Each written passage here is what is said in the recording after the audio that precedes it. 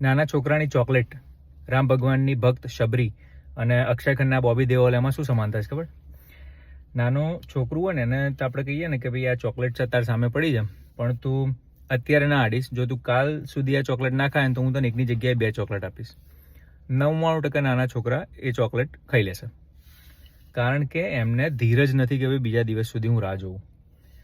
રામ ભગવાનની ભક્ત જે શબરી હતી ને, એને કીધું હતું કે રામ ભગવાન આવશે. એવું નહોતું કીધું કે કયા દિવસે આવશે, કેટલા વાગે આવશે. તો એ ખાલી રાહ જોઈને બેસી ના રહી. એ રોજ બોર લેવા જાય, બોર ચાખે, અમે જે સારા સારા બોર હોય એ મૂકી રાખે, અને જે દિવસે રામ ભગવાન આવ્યા તો એમને, જે દિવસે આવ્યા તે દિવસે એમને મળ્યા, રાઈટ? પણ જો ના કર્યું હોત આવું રોજ, તો જ્યારે રામ ભગવાન આવ્યા ત્યારે એમની જોડે એ બોર રેડી ના હોત.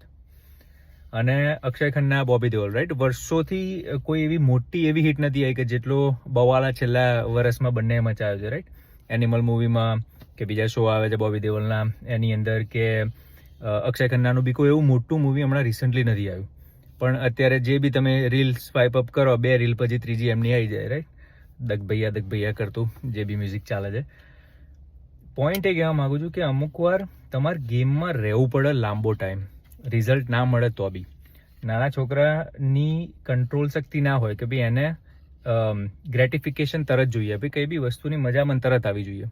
ના આવી તો પછી માર નહીં કરો. છોકરાને તમે કહો કે ભાઈ આ ચોકલેટ આજે નહીં આપું, કાલે આપીશ, તો 2 મિનિટ રોવો અને પછી તમારથી દૂર જતો રહે કે ભાઈ નહીં જોતી કાકા ચોકલેટ, રવા દો તમે, રાઈટ?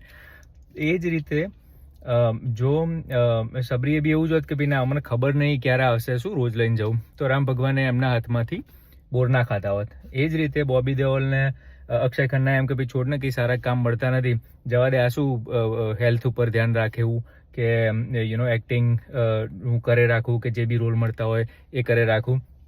એવું ના કર્યું હોય તો બીજા ઘણા એક્ટરે તમે જોયા હશે કે ભાઈ હેલ્થનું બી ધ્યાન ના રાખ્યું હોય, ઓવરવેટ થઈ ગયા હોય, પછી એ ટાઈપના કામ એમને ના મળતા હોય. એટલે લાઈફમાં કંઈ કરવું હોય ને તો આ સ્ટોરી હંમેશા યાદ રાખજો કે ભાઈ અમુક વાર તરત વસ્તુનું રિઝલ્ટ નહીં મળતું, રાઈટ? ઘણી વાર તમે જોતા હો કે આ પેલા લોકોને 50,000 વ્યૂઝ થઈ ગયા, 100,000 ફોલોવર્સ થઈ ગયા, પણ એકવાર જઈને પેલું જોયું એને કેટલા વિડીયો અપલોડ કર્યા છે, કેટલા ડિલીટ કર્યા છે, તો તમને ખબર જ નહીં, રાઈટ?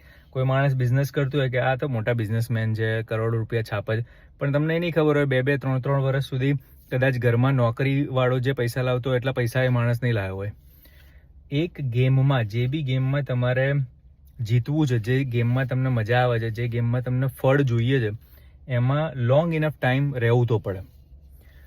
ભલે તમે તરત રિઝલ્ટ ના આવે, પણ જે થોડું ઘણું મળે રાખતું હોય ને, થોડું કામ એમને મળે રાખતું હતું, થોડી હેલ્થ ઉપર ધ્યાન રાખતા હતા, થોડું નેટવર્કિંગ કરતા હશે, કે એક્ટિંગના ક્રાફ્ટ ઉપર કામ કરતા હશે, કે ગમે તે કરતા હશે, કંઈક એક્ટિવિટી તમારે એ દિશામાં ચાલુ રાખવી પડે, તો ભગવાન એ દિવસ આપે કે ભાઈ 2 વસ્તુ ક્લિક થશે. અને જે દિવસે ક્લિક થઈ ગઈ એ દિવસે અત્યારે તમે જુઓ છો. તો keep at it, it's okay. Full time ના આપી શકો તો પાર્ટ ટાઈમ કરે રાખો. પાર્ટ ટાઈમ ના આવે તો જ્યારે બી ઈચ્છા થાય, અઠવાડિયામાં એકવાર ઈચ્છા થઈ કે આ વસ્તુ મારે કરવી છે, એટલીસ્ટ એ 2 દિવસ કરો. જે બી વસ્તુ તમારે કરવી છે, જ્યાં સુધી તમે છોડી નહીં દો ને એ વસ્તુને, ત્યાં સુધી તમે હાર્યા નથી એ ગેમની અંદર. જે દિવસે તમે છોડી દેશો કે ભાઈ હવે આમાં મારે કંઈ કરવું નથી, દેટ્સ ધ ડે કે ભાઈ હવે આપણે હારી ગયા. ચાલો, ટેક કેર.